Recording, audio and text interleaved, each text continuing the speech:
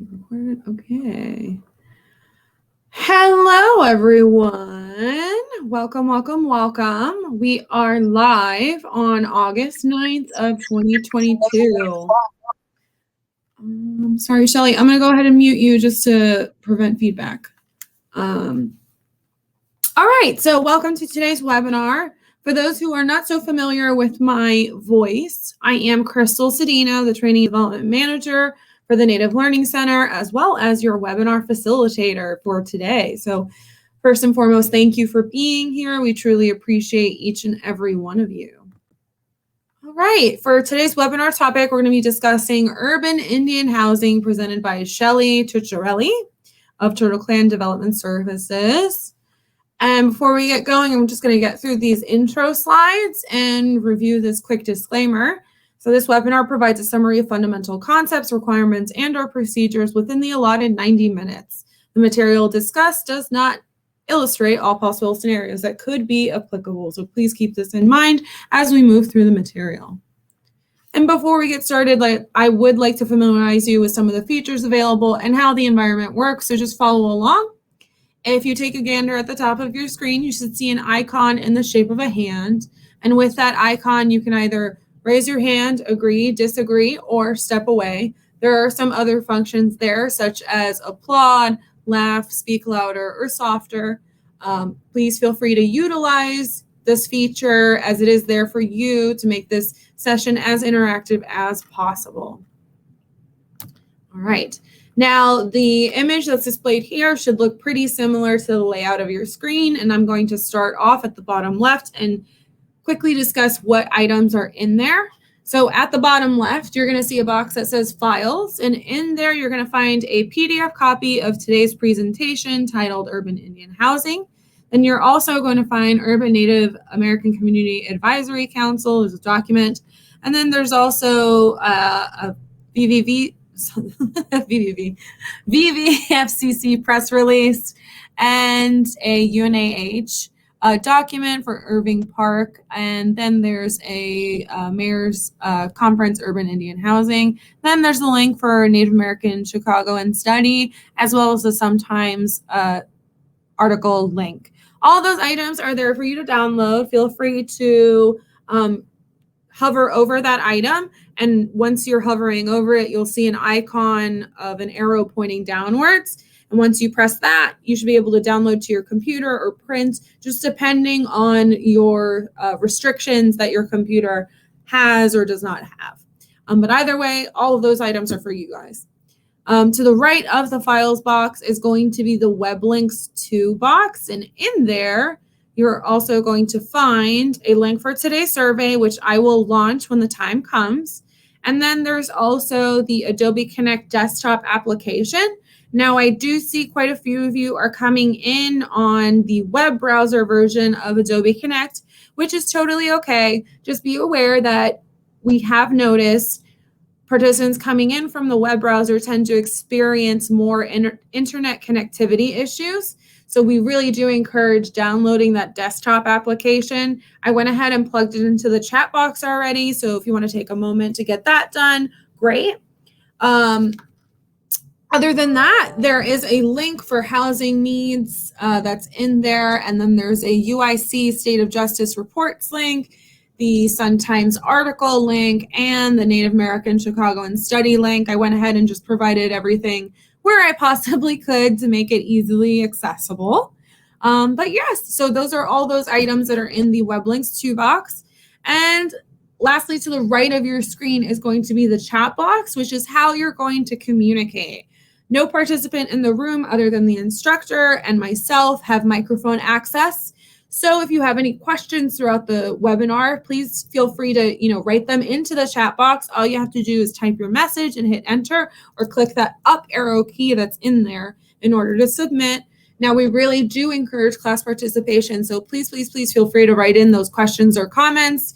If you have issues with your technology or anything like that, just shoot me a message in the main chat room, and I will do my best to assist you in any way I possibly can.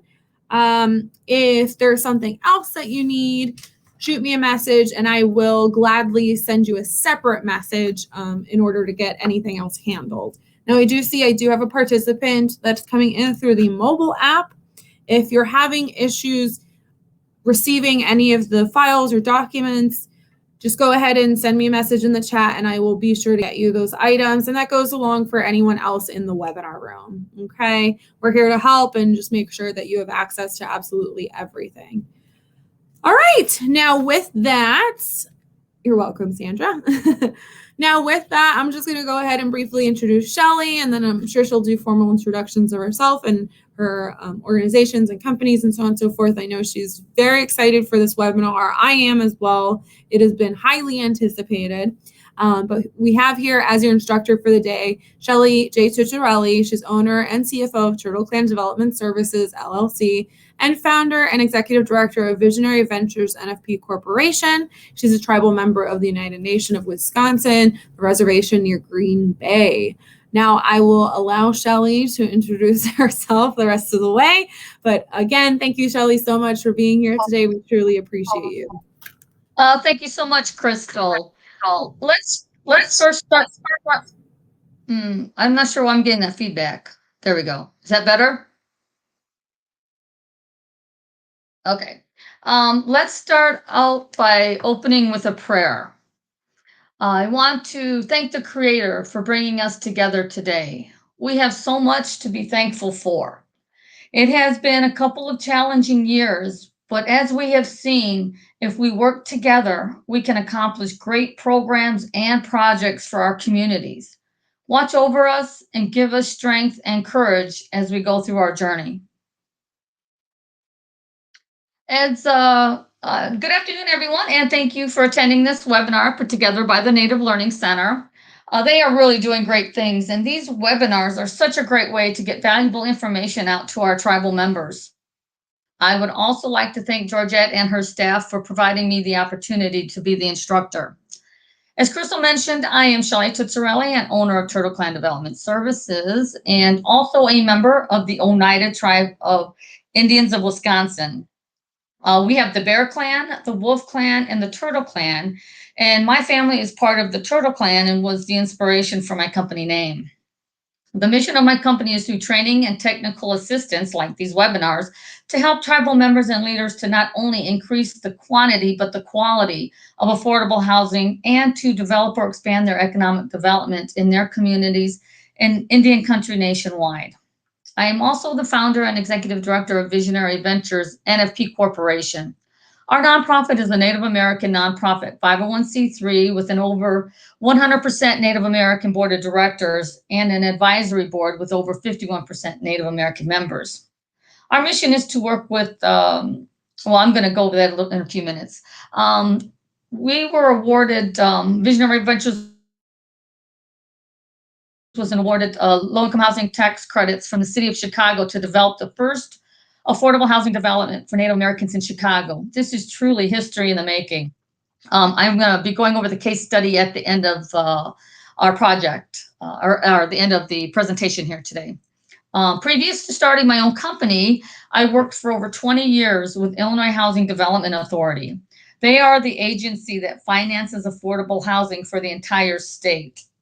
And I actually worked in the low-income housing tax credit department and managed it for a couple of years. Unfortunately, we don't have any federally recognized tribes in Illinois, so I was not able to do any affordable housing for any of our tribal communities here in Illinois. I have been in affordable housing for over 30 years, so it really is truly a passion of mine.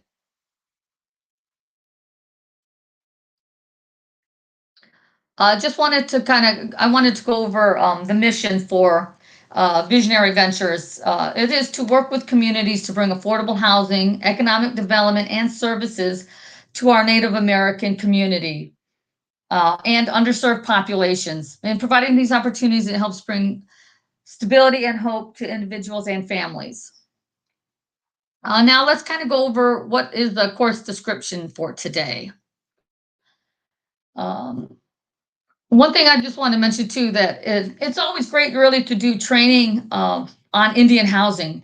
We need to make sure that our tribal members are getting into decent quality housing in urban areas as much as we do on our reservations. We all know that decent, affordable housing helps to stabilize families. And after the past couple of years, when we all had to quarantine at home, we really realized how important it is to have that stable home environment. It's really nice to hear that there's so much new housing developments that's going on in Indian country. But really, there is still such a shortage in Indian country and in urban areas with large Native American populations. I just want to say that you are all making huge impacts on families when you help them get into housing. We have to keep working on developing additional housing units and programs for our tribal members on and off the reservation. There is really a major misconception that all Native Americans live on reservations and in rural areas, but in reality, only about 30% live on reservations, and the rest of us live in urban and suburban areas. We have a lot to cover, so let's go ahead and talk about the course description. As we mentioned, there's such a great need for affordable housing on reservations, but we do know that there's also that desperate need of affordable housing in urban areas. Urban areas have long been an important place for Native tribes and people. These areas were once sacred territories of many tribal nations. Many of our Native community members in urban areas are affected by poverty, substance abuse, lack of services, and health problems. We need to provide our Native people in urban areas an affordable, stable home with access to services on site within the community. We'll talk more. We will be talking about, the funds that are available for single family and multifamily housing in urban areas to do urban housing development. What we're going to be talking about today is what is urban Indian housing, what type of housing is needed for in urban areas for tribal members, what are the financing tools that are available, what types of services should be provided. And then also at the end, we're going to be going over a case study, the urban Indian housing development in Chicago, the first urban Indian housing development in Chicago's history. And this is long, long overdue. As I had already gone over the our mission for Visionary Ventures. Again, we started Visionary Ventures in order to help with affordable housing in the Chicagoland area. There's such a great need, and because I had worked in housing for so many years, I just felt that it was necessary to put this nonprofit together so that we can start helping provide those housing services. As Crystal mentioned, everyone's going to be muted. Please use the chat room because as we go along, if you have any questions, please put them in the chat box so we can discuss. And again, all of those files are there for you to download so that you have the information.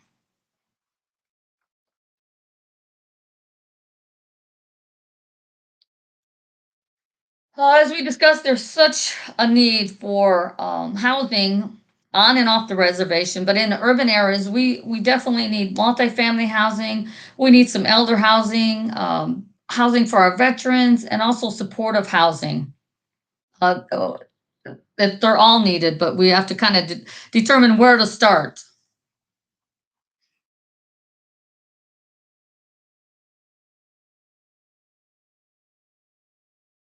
Some of the resources that are available. Let me see here. Let me 1 second. Okay, let me go back. Some of the resources that are available today are, and one of the biggest, the number one source of affordable housing development in the United States today is the Low Income Housing Tax Credit Program. Some states also have state housing tax credits. There's home investment partnership funds through HUD. There's federal, state, and local housing trust funds that can be accessed. The Affordable Housing Program, or it's referred to as the AHP program, and that is through the Federal Home Loan Bank. There's federal, state, and grant programs. Rural development can help with loans in rural areas to do infrastructure. The Native American Housing Assistance and Self-Determination Act. We know the NAHASDA funds are used on reservations, and also the Indian Housing Block Grant, but also those funds go directly to the tribal nations. There is a way where a portion of those funds can be used to help tribal members in urban areas, but we're trying to really figure out how that's done. Because if we use a couple of those dollars, those NAHASDA dollars, and it doesn't have to be a lot, but it's pro rata. So if we use some of those funds in urban Indian housing projects, we can then set aside those units for tribally residents that are enrolled in their tribe. So those are things that we're really trying to work with HUD to see how we can get some other federal funds directed to urban areas for urban Indian housing. So it's been a long struggle, and I've done the history of Indian housing, and I've taught that. It's just taken so long just to get money to our reservations for housing. So now it's again trying to try and figure out how we get some federal funds to our urban areas. And again, the low-income housing tax credit program and a lot of these other programs are being used all over in the United States. So we do need to start accessing these funds for our tribal members. Our Native families are the most underserved communities in urban areas. We know that if we can provide affordable, decent, stable housing, our tribal members can live a vibrant life and makes it easier for them to manage their lives. This is a positive, there can be a positive effect on all aspects of people's lives and in their communities, because it helps our children, when they have a stable environment, to be better students. It helps our parents to be better employees by getting to work on time, and having that stable environment. And it helps benefit the employers with less turnover. And it helps to, provide that better access to health care. And then also it has shown that less incarceration also. I'd like to start out with a land acknowledgement. As we discuss urban Indian housing in Chicago, we acknowledge the people and the land upon which we talk. It is the location of the ancestral homelands of the people of the Council of Three Fires, the Ojibwe, Potawatomi, Odawa, and Ho-Chunk. It is also the home of the Peoria, Kaskiyia, the Pinashaw, Miami, Muskokan, Sauconfox, Muskokie, Kickapoo, and the Chickasaw Nations.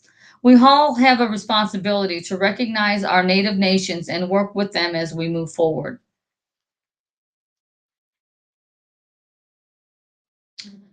I want to give just a little bit of background. Did everyone recognize all of the tribes that we acknowledged? It's possible that you didn't. And this is a direct reflection of the genocide practiced against the original people of the state of Illinois. Illinois is one of the few states without any federally or state recognized tribes or trust lands. We do not have the support of the tribal nations to do affordable housing and provide services.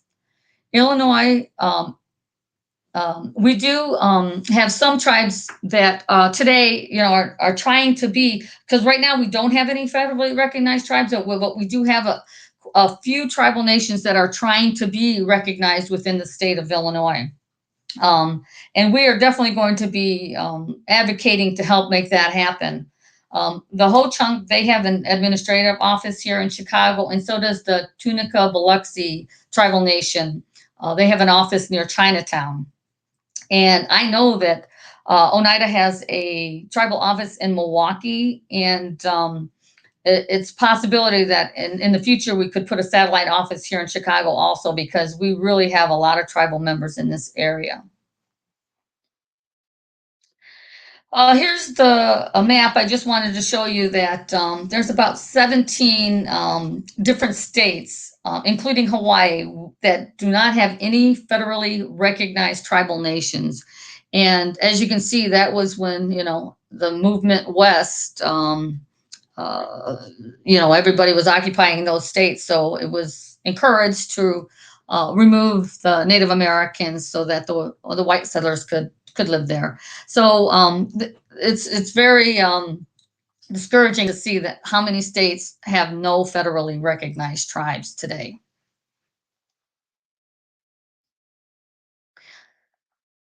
Now I just want to give a little bit of background. It was in the 1950s and early 60s that reservation life was not so good for a lot of our tribal members. There wasn't much good housing and no good jobs, so many of the tribal members were looking for an alternative. When the Indian Relocation Act was introduced, it brought thousands of Native Americans from reservations from around the country to big cities like San Francisco and Chicago, Phoenix, Minneapolis. They were all trying to find a new way to support their families. And I think actually even the Bureau of Indian Affairs was passing out flyers on the reservations, within the pamphlets it was showing, come to the cities for, nice jobs and, all these social services and affordable housing. But again, as we all know, you know, once they got there, there really was no jobs. There was a few jobs, but about 30% of the Native Americans returned to the reservations, and a lot of times they were given a one-way bus ticket to the cities. But about 30% returned to the reservations, and about 70% remained. And those who stayed, lived in poverty. They had poor health. They suffered a lot of abuse, substance abuse, and also suffered emotionally from the loss of their tribal connection and their cultural identity. They were really not prepared for urban living. But at the time, they needed to be there in order to support their families, and they had to stay.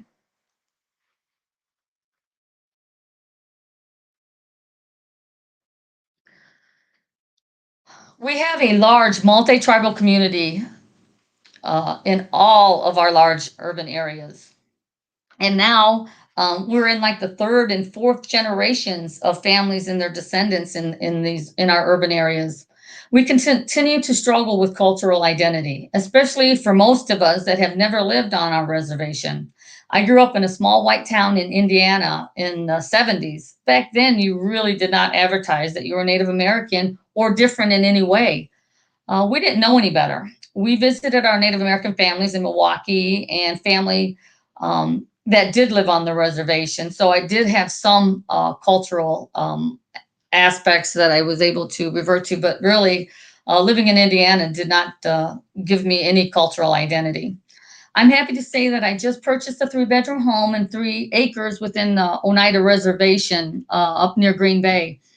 So I'm very happy, and my niece and nephew just moved in. So we're, trying to continue to be access our cultural identity by being close to the reservation, beyond the reservation. There were American Indian centers that were established in urban areas to help provide services for the community, and they had powwows to help provide that cultural aspect that everyone so needed. The American Indian Center of Chicago, the AIC, has a long history of serving American Indians. It was established in 1952 or 1953 and was the first urban Indian center in the country. As you mentioned, the federal policies such as the termination and the Indian Relocation Program of the 1950s brought so many American Indians from all over the country to metropolitan Chicago. Because of this influx of reservation Indians, the American Indian Center was organized to help Native families cope with the transition from reservation to urban life.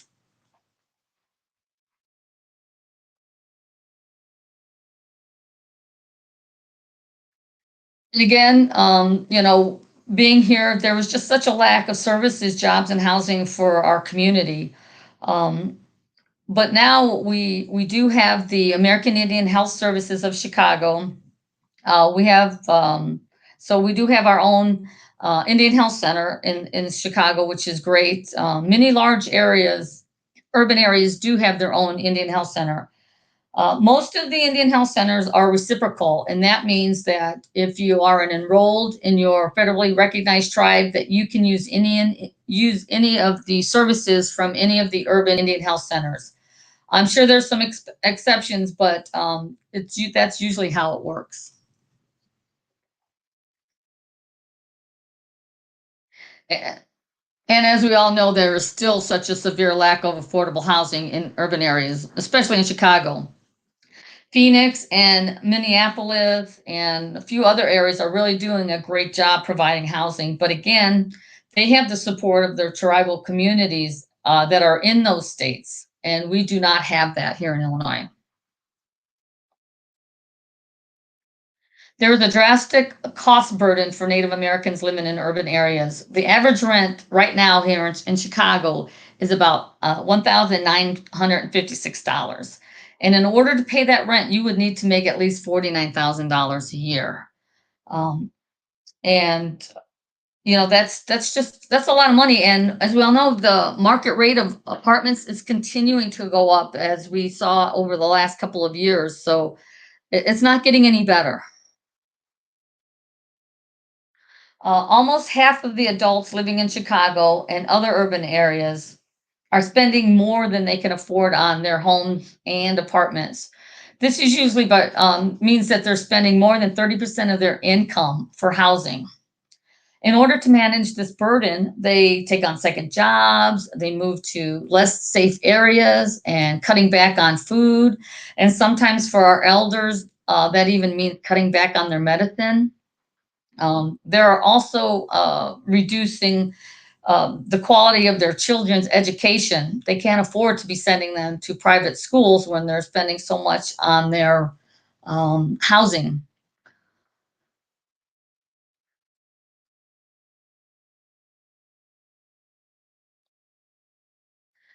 This is a report that was completed. It was, I think it's a little older now, and I believe this is part of the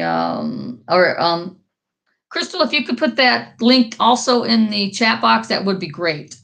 Um, so like I said, this report is an older report, but a lot of the issues that are brought up in this report are the same issues that we're, trying to address today. So this is a nice resource just to take a look at.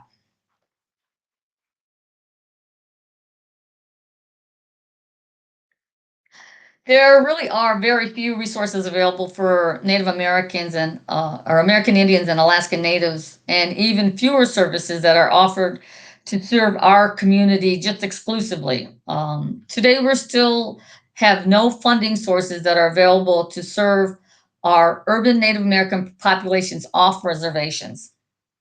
We still face many burdens and barriers to gain access to housing services. There's a lack of knowledge of what services are available, and some of the current providers today are just not equipped to provide that culturally relevant services that are needed in our community.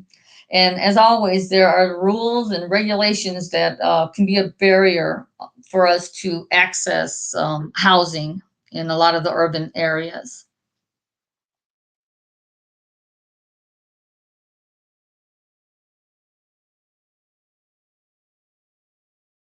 I want to, just give a little bit of background about our state. Our urban Native American community is definitely disadvantaged and underserved, but and it's the same in most urban areas. We still suffer from historical trauma that has been handed down from generation to generation. And it's the main reason we still suffer from so many social issues of alcohol and drug abuse, domestic violence, and have one of the highest suicide rates of any nationality. The Treaty of Chicago in 1933 was the last formal agreement with tribal nations and was the final removal of original people of Illinois. Illinois really did not have many Native Americans that lived here until the Federal Relocation and the Termination Acts in the 1950s that we discussed earlier. So once that early removal, there was not a real influx of a lot of Native Americans into Illinois until those acts in the 1950s.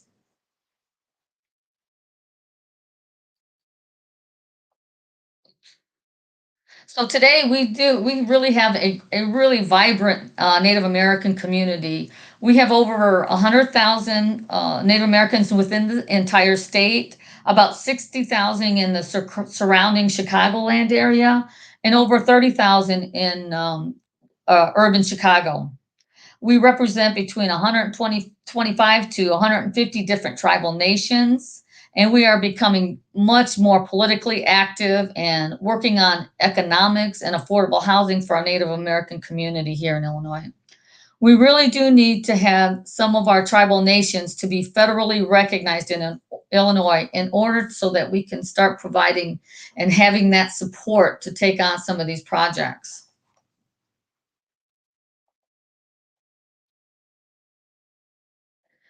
The University of Illinois at Chicago, UIC, they were trying to complete this report on urban Native Americans in Chicago for about 4 years, they had told us, and they could not find enough information. We truly are the invisible race, but we want that to change. They reached out to our Chicago American Indian Community Collaborative, and we worked together, and we met with the staff at UIC to help provide the information that they needed for the report, and we also showed them where to access some of the information that they were looking for.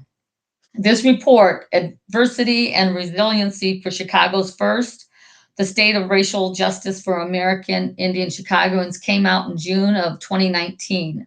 We had a really great event at Goodman Theater, and as I think Crystal did, she put the link in the chat box. So I recommend taking a look at this report and trying to see if maybe you can do something for your urban area similar to this, because this report really did.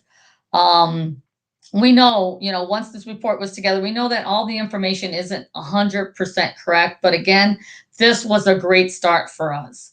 My cousin Pam Silas and I actually authored the housing commentary on page 37. Once this report came out, I sent it out everywhere. I sent it to the City of Chicago's Housing Department. I sent it over to Illinois Housing Development Authority, where I used to work, and to Chicago's HUD Office of Native American Programs. This report really helped to spark the attention that we needed for our community to show how underserved that we are here in Chicago. I can't tell you how many times I've heard, "Oh, there's Native Americans in Chicago." I always say, "Yeah, about 30,000 of us." We really are a proud people, and we do like to protest on several issues, but we just don't cause problems. But that doesn't mean that we're not here.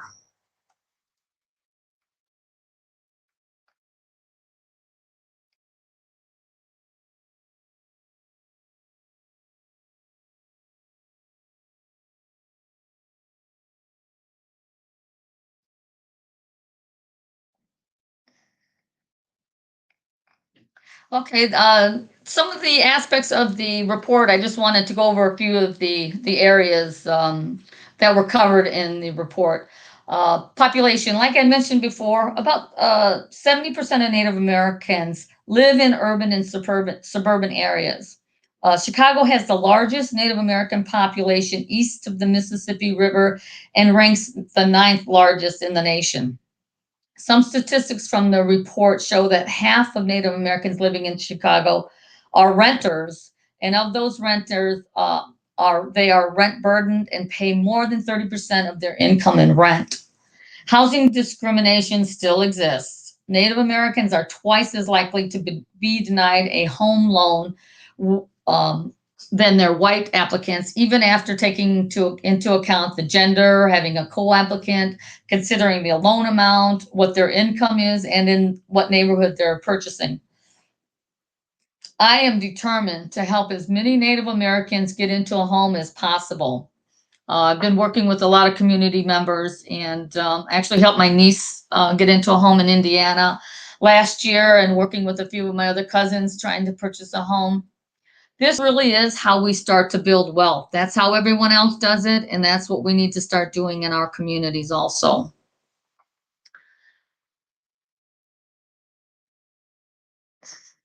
Education.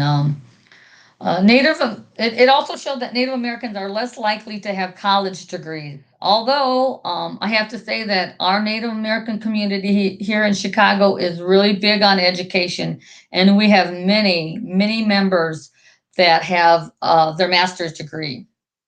We encourage our youth on how important education is. Wages are lower.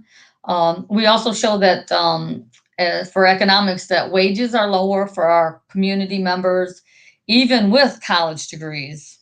We're also trying to change that. We tend to have a higher level of unemployment and receive less pay.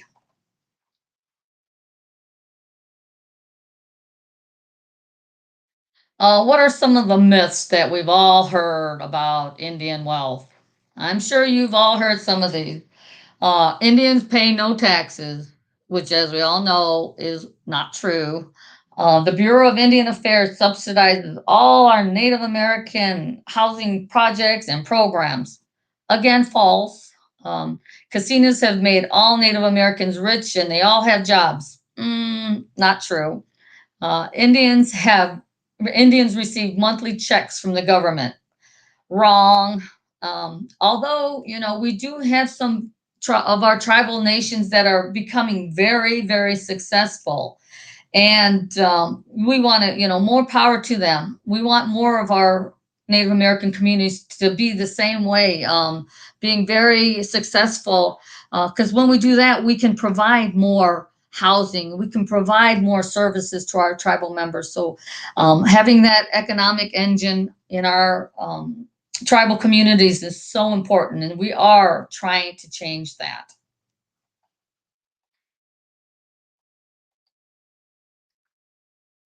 The first step in when anytime you're trying to determine what you need for your community, especially housing, you need to determine what's needed. And in order to determine what we need here in Chicago, but in Chicago, we know at this point we need everything because we have nothing.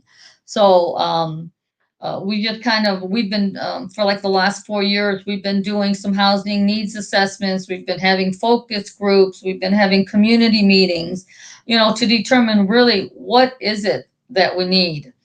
Um, so once we determine that, we started the feasibility phase of our project.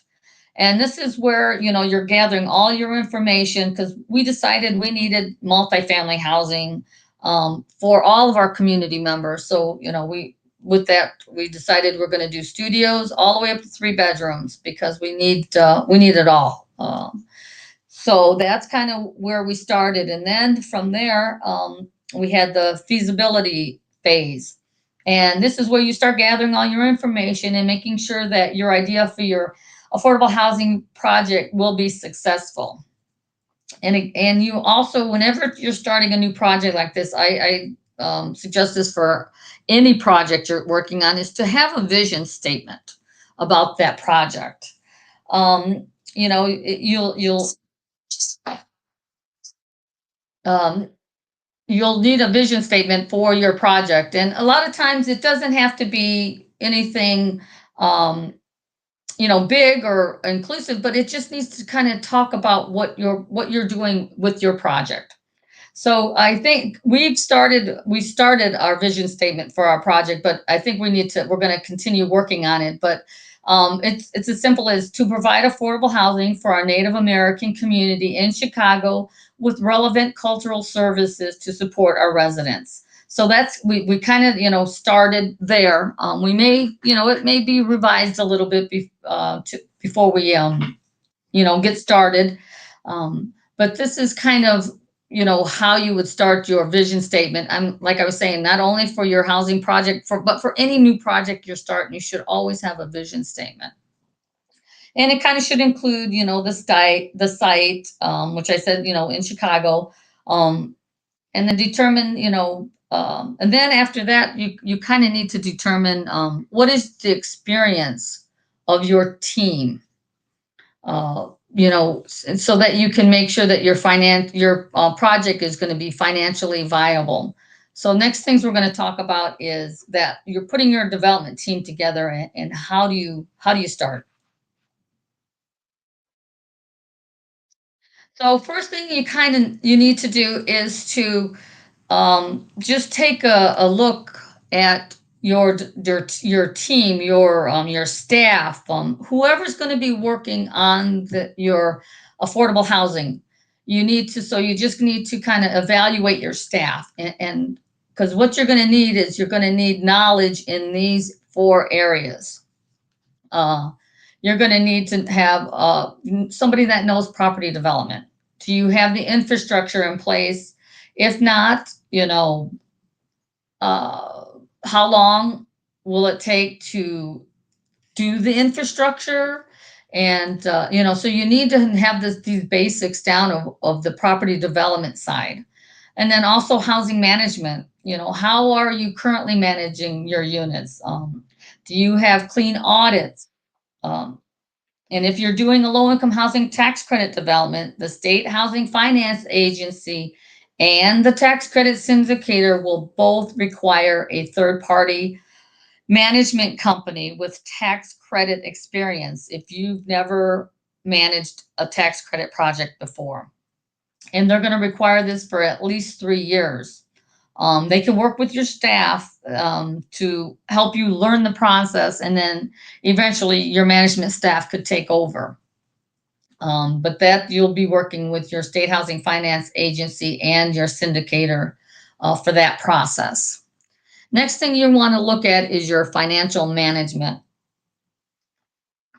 It is very important to have someone that can do the budget and the pro forma for the project. These numbers will continue to change even up to the day you close. You need someone that can monitor this process. Raising government and private funds. We know how expensive it is to build affordable housing or any construction. Right today, construction costs are just off the chart. It's just so expensive to do construction right now. I know it's starting to level out a little bit, but it's still, the construction costs are really out there. So you really need to have somebody on your staff that is continuously looking for grants and other funding for your project and for any of future programs or projects that you're thinking about doing. You should always be looking forward to that next project or that next program for your community, and just keep looking for the funding to make it happen. The money is out there. You just have to keep writing those grants. Once you have evaluated your current staff and skill set, you can start putting your team together. And then also you can see where your skills, you're lacking in those skills.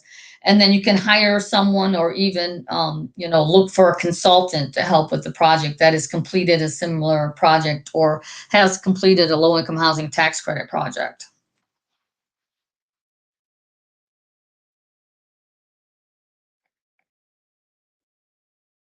Now you've determined that you need to increase the supply of affordable housing in your urban area.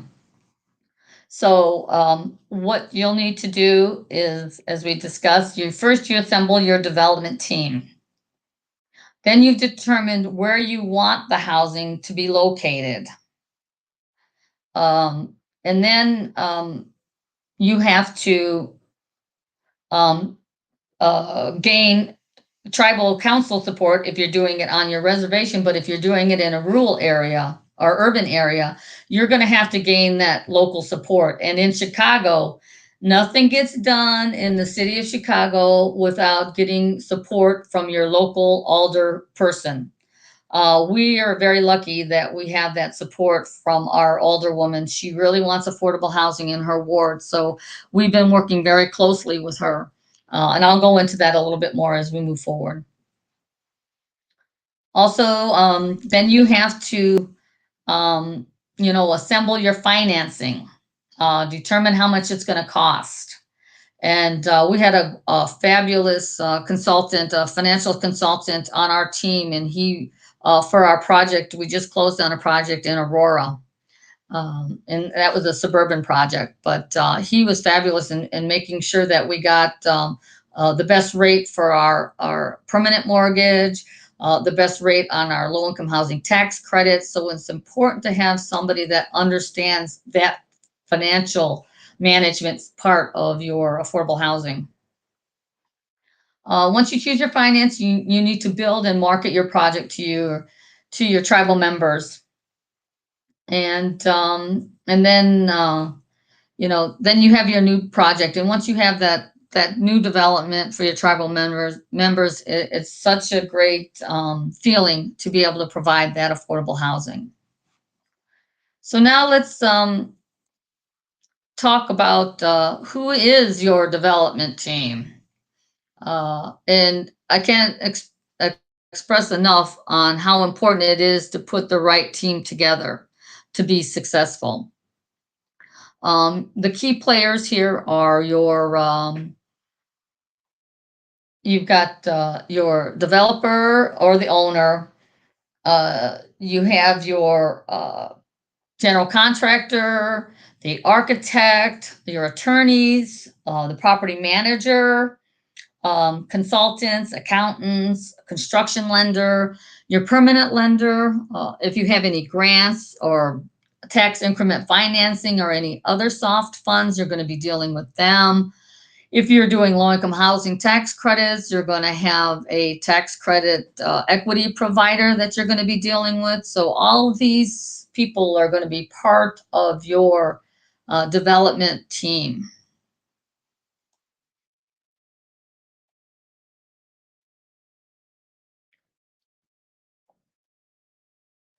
The developer and the owner, they are really the ones that are ultimately going to be responsible for the control of the project and to make sure that this project it gets completed. It's a huge uh, venture to do. So if you find you can't do this on your own, then you need to hire a consultant or work with a consultant that has completed this project before. Visionary Ventures is working on. I just closed on one project in Aurora, Illinois, in the suburbs. We had a fabulous team there, but we joint ventured with an Aurora team, and then the Chicago team. I'm gonna go through that a little bit later, but also joint ventured with a nonprofit that had done several projects in the city of Chicago, and also has worked on several low-income housing tax credit projects. So again, you have to make sure that you have capacity to, and also not only capacity, but there's a lot of guarantees that the sponsor has to guarantee as the project's moving forward. So you need to team up with somebody that has that capacity to guarantee the project. And also, as the developer, you are responsible for the original concept of the project, putting the development team together, determining the financing, overseeing the construction, and making sure that that you're on budget and that your construction is on schedule. You have to make sure that you are renting to qualified tenants and that the ongoing management and compliance is being done. Here's kind of a detailed list of some of the responsibilities. You're in charge of all the planning aspects, as I mentioned, hiring the qualified development team. Sometimes you're going to be doing a request for proposal or a request for qualifications. What is your process to do that? We're going to go over the RFQ and RFP a little bit later. You will be continuously in meetings with the general contractor, architects, and your team members. You'll be you will be negotiating all of the contracts, maintain the developer's development schedule, all the budgets, the cost estimates, also in charge of the overall design process. But you know what? It's a lot of work. It's a lot of work, but it's well worth it when the housing is completed and you have a stable housing environment for your tribal members. Remember, not everyone has to, um, just to everyone. Sorry. Um, One of the things that for affordable housing, we want to make sure that it's accessible to as many of our tribal members as possible. So I'll kind of go into that a little bit more because we're not, as part of our requirements, it's not going to be, you don't have to be a member of a federally recognized tribe in order to rent at our developments. But I'll go into that a little bit more in detail as we move forward. The general contractor they're very important to your development team because they're responsible for overseeing and managing the construction of your affordable housing project. You have to make sure that you're hiring a reputable general contractor. They have to be available to be on site during the construction phase. They're going to be you have to make sure that your general contractor and that your architect get along because they will be interacting the most. So they have to have a really good relationship and are able to work together. They will be getting the general contractor will be getting all the bids and hiring all the subcontractors. The developer will be working closely. You, as the developer, will be working closely with the general contractor to make sure that you're getting the best price. Like I said, especially today with where the construction costs are, you have to make sure that you are value engineering your project to make sure that you're keeping your budget in line and that you're keeping your costs down because they can change. So, and then also with the trying to just get the refrigerators and all this stuff. So you need to make sure that your general contractor is managing all the logistics of getting all the construction material to your site also, because that's right now that's been a challenge. They're also going to be in charge, along with the developer, in getting the permits and scheduling all the inspections that's going to be required with the city, with the state, with whomever wants to come out and see your project being constructed. Next player is key player is your architect. You will need an architect that can design your affordable housing within your tight budget. One that understands the cultural aspects of your tribal community and can design a beautiful functional development. They will be they will have to work closely with the general contractor, and the architect really has to be willing to make any design changes if necessary, because sometimes they might want to do it one way, but the general contractor will say, no, we can't do it that way. We're going to have to go this route. So they have to be willing to make those design changes. They will also review the plans from all of the trades to make sure that they work within the design of the building. It was really great to have on our development team for our Aurora project. We actually have had our architect, one of the owners of the architectural firm, was one of our development team members. Again, it's very important to have good team members. So it was really great because he was our development partner, and he really helped to get this project to move forward, and was very instrumental in working and getting our general contractor also, because they've worked on projects together before. So very important.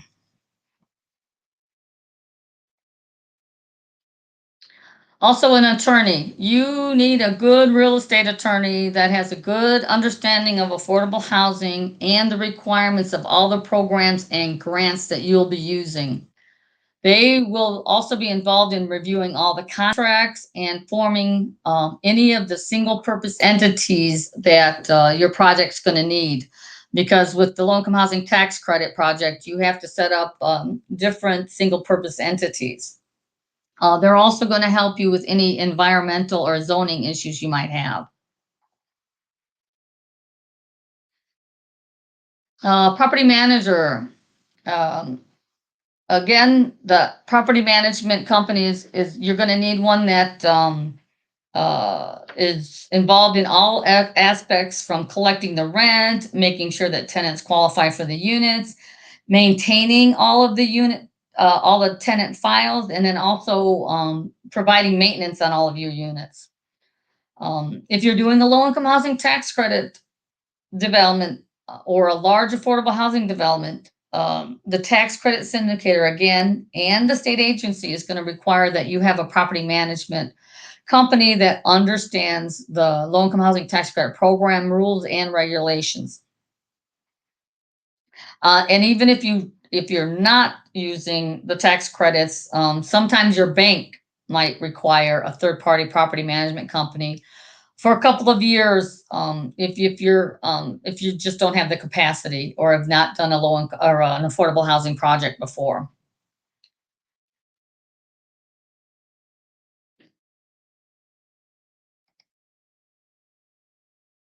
Some of the other key responsibilities of the property manager will include, but are not limited to, pre-leasing the units. They need to start at least 6 months prior to construction completion. We all know that you have, a lot of, we're going to have such a huge wait list, but we need to start at least 6 months before so that we can have all the tenants pre-screened and all the paperwork and everything and all the files together, because we are on a timeline when you do low income housing tax credit projects. So for some of our projects, there's a deadline of when those tenants have to be in the units in order to, so you don't lose any of your tax credits. So that's you want to make sure that you're doing this well in advance of construction completion. And then also some of the things, preparing those lease packages. They got to do the background checks, employment verification, preparing if there's any problems after they move in. So you really need to have a really good property management company.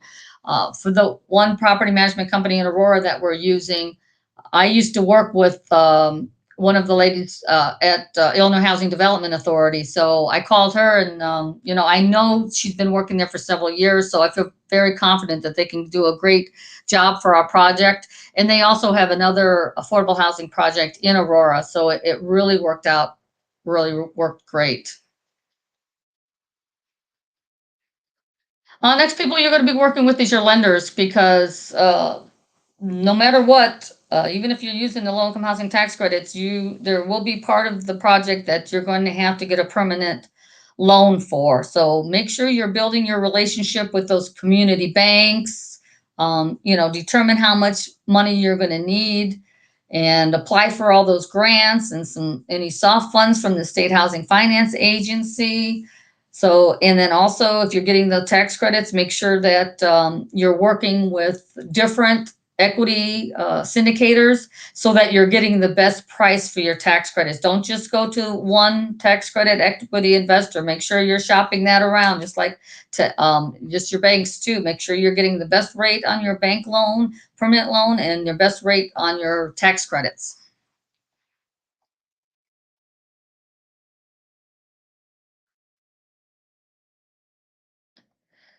For procurement, everybody has different procurement processes.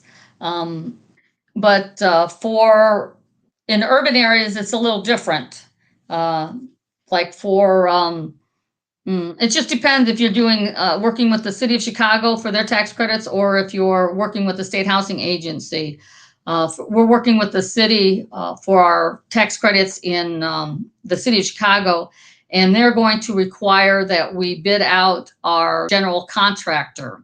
But working with the state on our Aurora project, we didn't have to bid out the project. So it all determines on what your organization, what your procurement policy is for your organization. And again, some of the ways to hire your team members, you're going to be either using a request for qualifications, or you're going to be doing a request for proposal.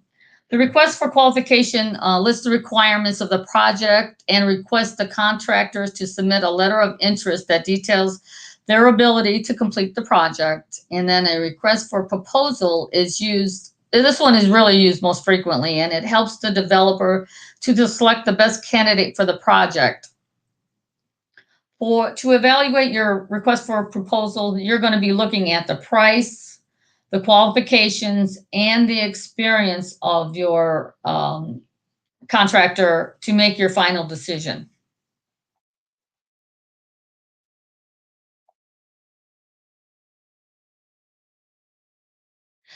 This is just kind of a process. I just wanted to share this real quickly on the process. If you're working with your state housing finance agency and low-income housing tax credits, it kind of shows here. Well, you'll start by setting up a meeting. If you haven't done so already, you'll want to meet with your state housing finance agency. So find out, who you need to speak with, if it's their multifamily department, or who it is that you need to speak with. You should already have some information about your project before calling them, but you need to start building that relationship. So first thing to do is call, make that appointment, and start talking about your project. Um, they'll let you know if you're ready to complete the application, or if you're not in that area, if you need a little bit more time. But if you're approved for an allocation of credits, then you receive your reservation agreement from the state agency. Then you may have to update your application a little bit. We've seen that over the last couple of years. Again, the construction prices are going up, so a lot of the budgets have been increasing. And then after you do that, it's called a carryover allocation document that's required at the end of the year that you receive your tax credit allocation. Then you have the 10% test, and this is just stating that you've spent 10% of your budget, and this is kind of proving to the state agency that you are moving forward. Construction completion is next with your cost certification, and this is completed by your tax credit attorney. And then you're providing any updates to your tax credit application, and then the units are placed in service. You have a land use restriction agreement that's stating that these units are going to be affordable and will remain that way for the next 30 years. And then the tax credit Form 8609 is issued, and this is really what the tax credit syndicator is waiting for, and the reason that they purchased the credit. Then you're going to start leasing your tenants, leasing the units to qualified tenants, and then an annual financial statement, audit, and tax returns will be required.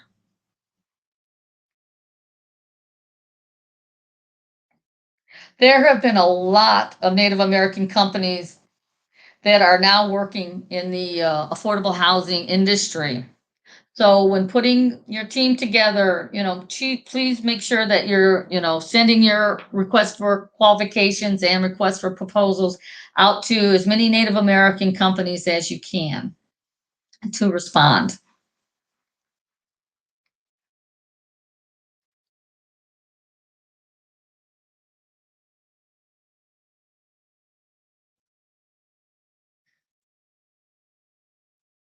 Next thing I just want to talk about is you want to choose your site. Once your team's together, you've chose your site, then you're going to complete your budget. Then you're going to determine, what infrastructure needs you need, and then how many units can we afford to build.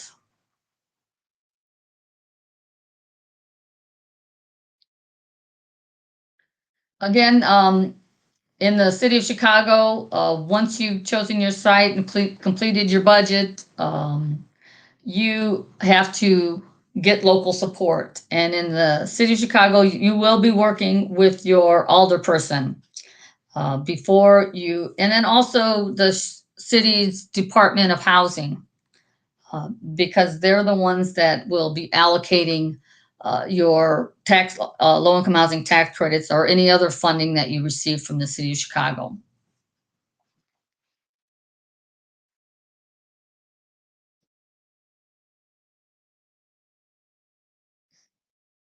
Next thing is assembling your financing. You know, what kind of cash do you have? What do you have a donation of land? You know, what do you have available? You know, again, this is where you're building those relationships and working with the banks that you've worked with for years, trying to get the best interest rate. You're also going to need a construction loan. A lot of times you can find the same bank that will do your construction and then convert it to your permanent loan. You've got possibly some public and private funds. Maybe you've received some grants to do affordable housing. And then also, if you're doing that low income housing tax credits, that application process, you need to know with the state agency, when are their application deadlines? There are so competitive. The low income housing tax credits are very, very competitive. So you need to make sure that you're allowing enough time to put that application in and to be successful. It is one of the biggest grant applications you'll ever write.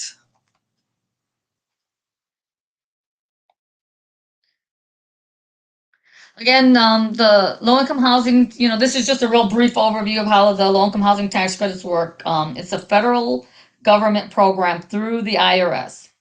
The funds are allocated to the State Housing Finance Agency. Those funds are then awarded to developers to build affordable housing projects throughout their state.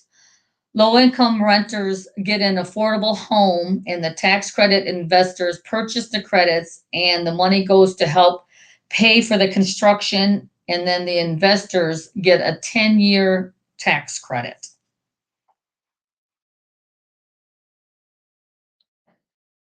Your final step in doing your project is the construction, complete the construction, and then leasing up the units to your tribal members. Again, this is a big endeavor. You know, getting that completion. Again, here, this was if you're doing affordable housing near your reservation, you'll be um, for your employees, your tribal members on the reservation, but we're working with the tribal members off reservation within our Native American community. And I'm going to we're going to start talking about our case study, our urban Native American housing, and it's located at 2907 West Irving Park Road. This development proposal is a joint venture between our nonprofit, Visionary Ventures, our Native American nonprofit, and it's a 501c3, Visionary Ventures, and Full Circle Communities.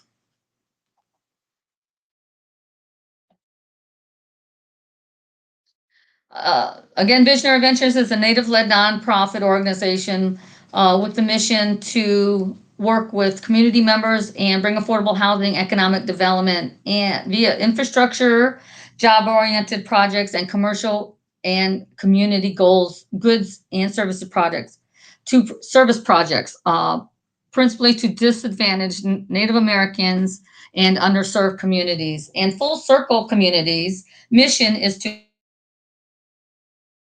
expand access to quality, affordable housing through preservation and development, thoughtful design, and the provision of significant and targeted supportive services to our residents and the surrounding communities.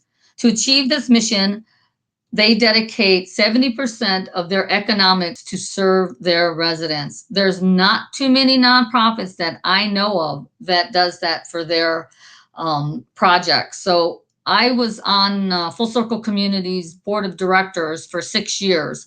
So I personally was able to see the great projects that they did and the services that they helped provide for their residents. So when I was looking for a site in the Albany Park area in Chicago, Full Circle was actually looking for a site in that same area. So we decided to joint venture on this project, and I'm so happy that we did. Again, this is you can kind of see the site there. It's a vacant lot right now. And thankfully, we've done environmental work, and we've done a phase 1 and a phase 2 on this project, and it's come up clean, which in the city of Chicago, not too many sites ever come up clean. So we were very happy about that. And then also, we put an offer in on this. I'm going to tell a little background story real quick. We were looking for almost 2 years for a site. And the land in the city of Chicago and most urban areas is so expensive. So how do you do affordable housing when they want $2 million for a lot? So we were searching and looking, and we actually had an offer on a site on Kedzie, not too far from this location. And I drove past it and got out and I took a few pictures. And, it was okay. It was an okay site. I wasn't, but it would have worked. It would have been fine. But then I kept driving. I was heading downtown. I kept driving. I took a left on Irving Park. And as I started to go past this lot, I was told to pull over. So I was at the next light. I kind of went over and I got out of my car. I went and I took pictures of the lot and the sign, the for sale sign. And I hurried up and I called the agent, and he said that the owners wouldn't mind having affordable housing on that lot. And I said it takes a long time, so they wouldn't be getting their money right away because it's a process. And lo and behold, the other site on Kedzie fell through. The owner withdrew their offer or did not accept the offer. And so we put an offer on this project, and the owners accepted it. And right now, so it was like I was drawn to this site. So it was really, it was just amazing how it all came together. And right now we're working with the Corporation for Supportive Housing.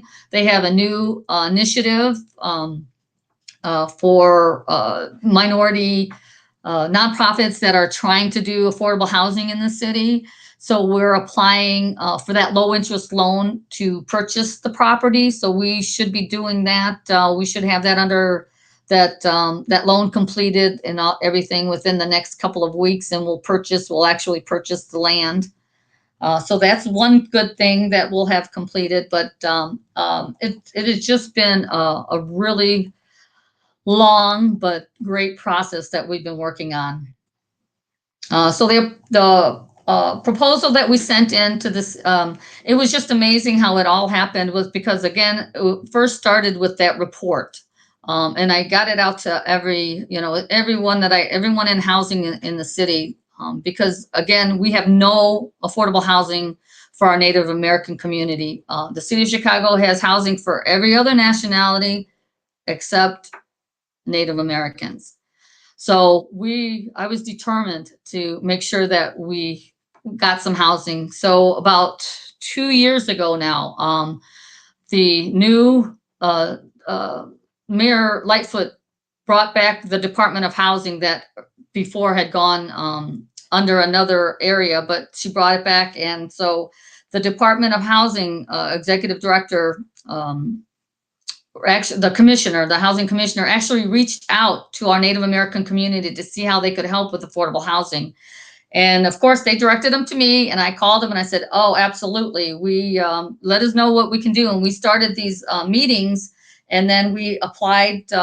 We did the joint venture. We applied for the credits, and what we applied for was approximately 45 units of 100% affordable housing in 6 stories.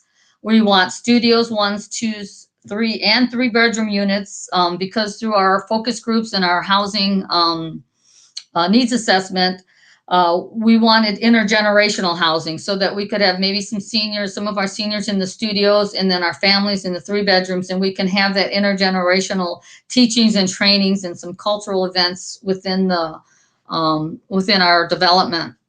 And we also heard from a lot of our family members that they have their their children may be the only Native American child in their school. So having these 3 bedrooms, will have all these children that will all be going to the same schools. So they will not be the only children in their class or in that school. So that was really, having those 3 bedrooms is very important. And then also, our alderwoman wanted more 3 bedrooms, affordable units in her ward.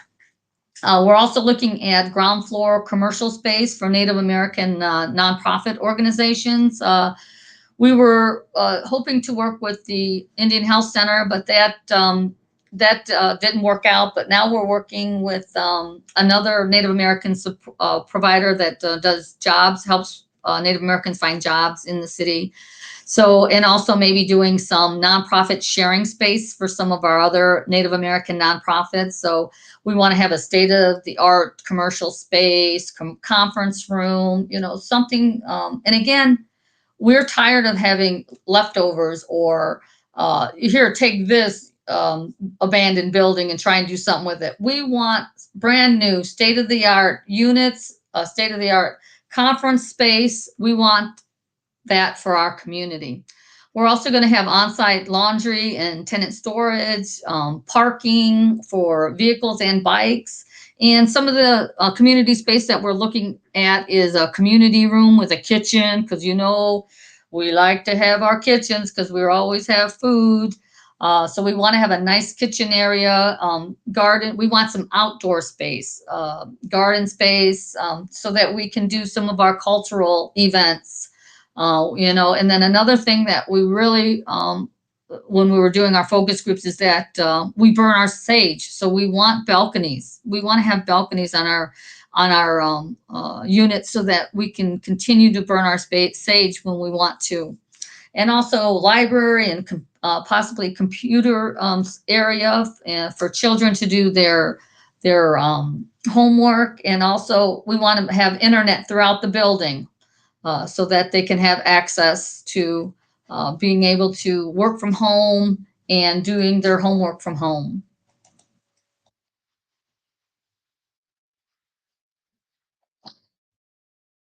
All of the units are going to be affordable to, this has been a year or 2 in the making, so this might change a little bit in the next year, but all units affordable to Chicagoans that are at or below 60% of the area median income. And right now that is $35,580 a year for individuals, and then $50,760 for a family of 4.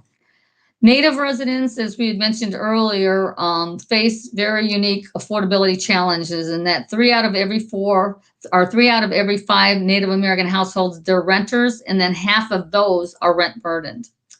The proposal is targeted and will be affirmatively marketed to Chicago's Native American community, but it is not restricted. So it's not, you don't have to be an enrolled member of your tribe in order to reside in the units. One of the things that we found, again, like we said, that these units are our Native American community here in Chicago. We're on the 3rd and 4th generation, and the blood's getting thin. So we don't have a lot of tribal members that are a quarter and are able to be enrolled in their tribe. So we have, our descendants that are now an 1/8 and even less, but they still want to live around their Chicago Native American community that they've grown up with for years. So we don't want to restrict that. We don't want to continue to have more barriers for our tribal community members. And then also, as we had mentioned, that the affordability standard, that 44% of our tribal community are cost burdened. So having affordable housing is so important.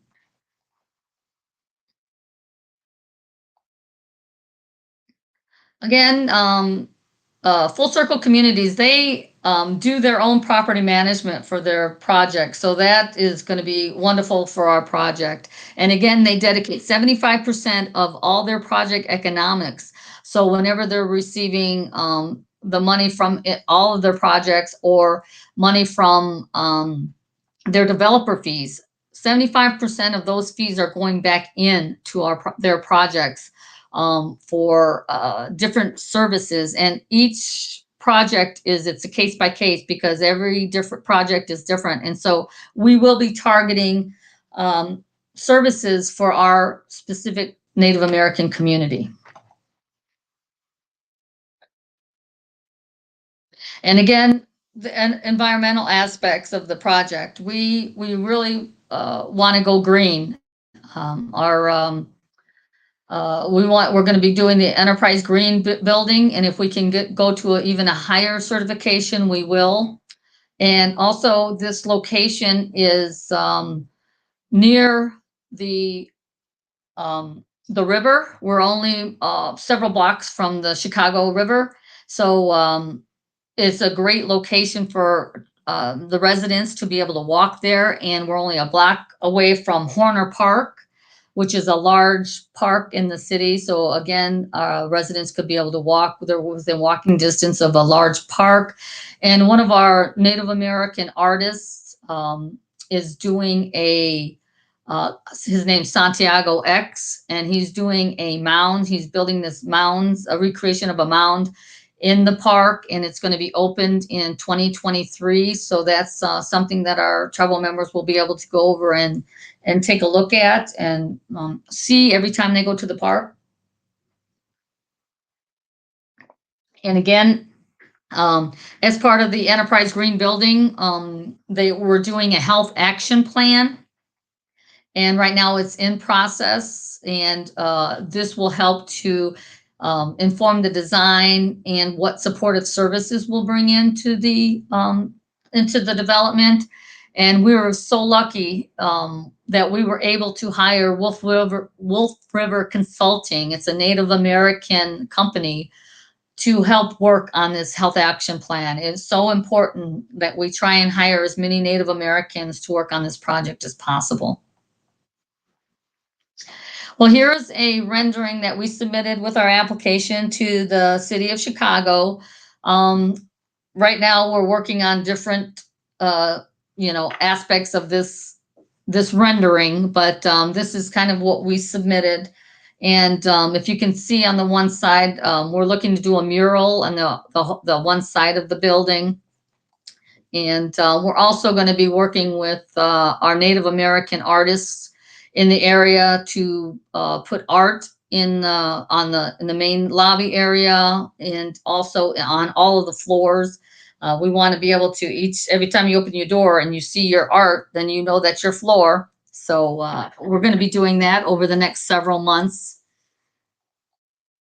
And then here again, here's another rendering of the front of the building that kind of shows the balconies also. Again, this is going to probably change, but this is what we submitted with our application. Also, what we did was, and we thought was so important, is we put together an Urban Native American Community Advisory Council. What is this? It is a group of Native American community members and leaders that will help advise on the urban Native American development. We want them to, help with all aspects of the building, the design of the exterior, the design of the interior, our community space, help with what Native American nonprofits will be in the commercial space. So we actually have a meeting. I'm going to be setting up a meeting on the 18th of this month so that we can continue our discussions and as we move forward, because a couple of things we need to do is we're putting that vision statement together.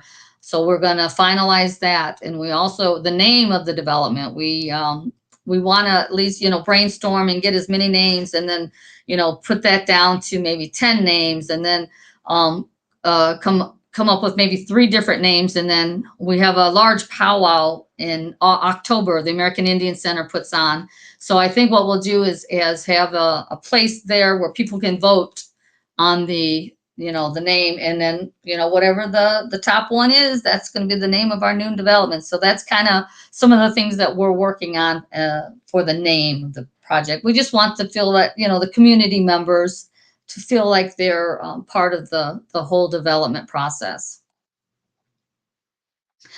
Here's a picture, Mayor Lightfoot in December when she announced all the projects, affordable housing projects that are moving forward. There was a total of 26 of them, which is amazing that the city's able to do 26 affordable housing projects, and that our project is one of them was so incredible.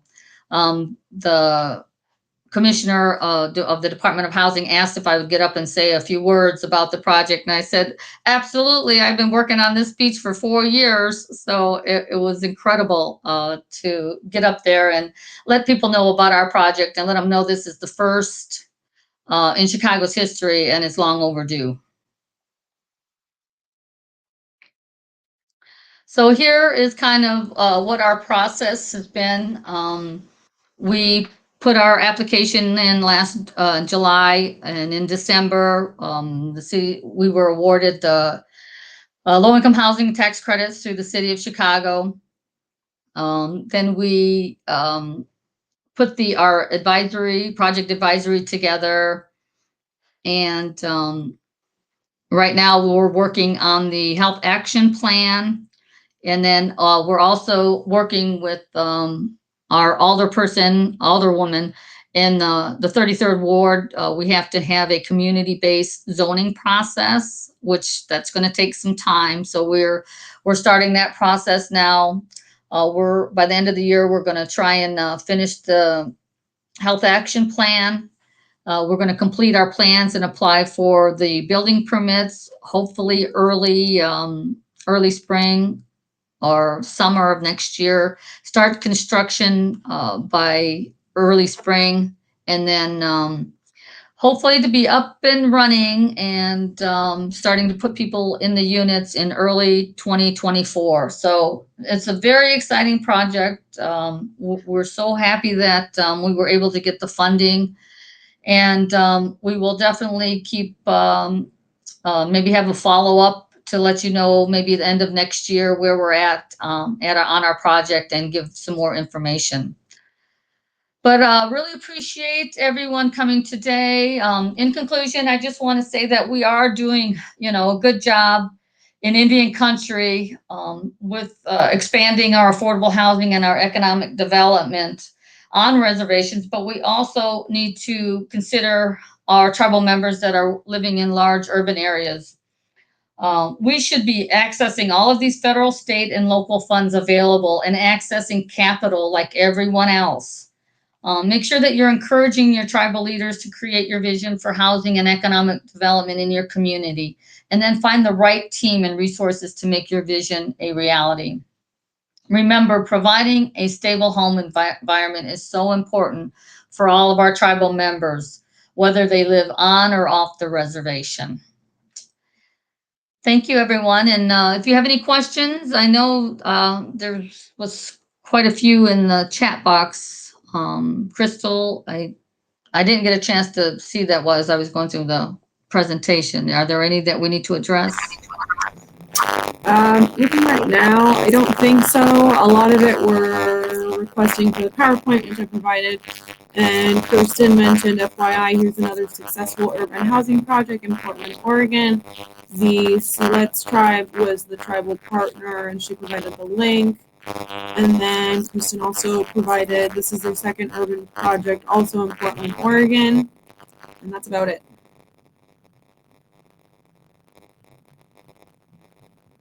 Oh yeah, that's great. We did.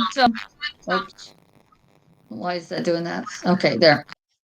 So yeah, we're Portland, Oregon. We researched several of the urban projects, and I even was in Arizona last October and went and viewed a lot of the housing that they have. So we've been doing a lot of research over the last couple of years. And then Mike Gozi is he's done so much good things in Minneapolis, and I've spoke with him.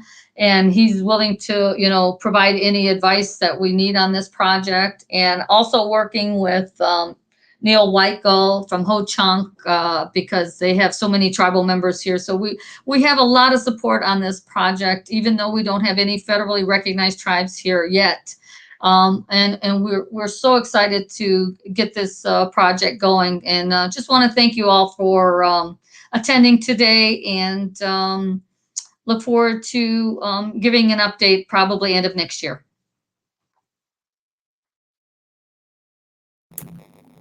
Thank you, Shelley. Definitely appreciate you taking the time to do today's presentation. It seems that participants enjoyed it, which was great. All right, folks, I'm going to go ahead and launch the survey.